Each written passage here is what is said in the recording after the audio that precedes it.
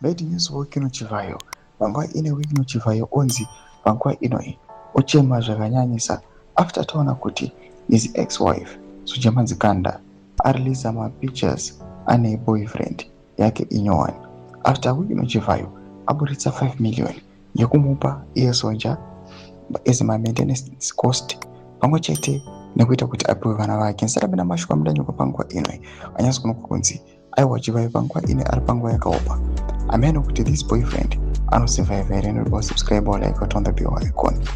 Zimnews.live nomdanyira chiti post mapictures amuri kuona aSonja ne the new wife na Wikino Chivayo vakaisa achiratidza achichema nyora chiti azvinomira zvakanaka sei Wikino havasi kufara kuona Sonja aina Emmanuel boyfriend yake.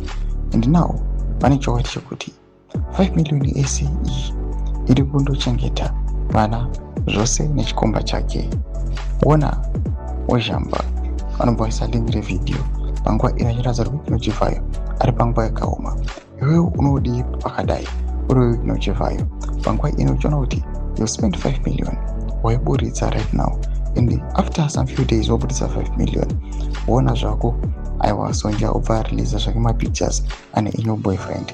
Zvinozoratidza kuti kunyangwe maplans anga ainawo ekuti Sonja achange achizombouya for some days per month pakuchiti aine vana, zvinozoratidza kuti panguva inoi zvadhakwa.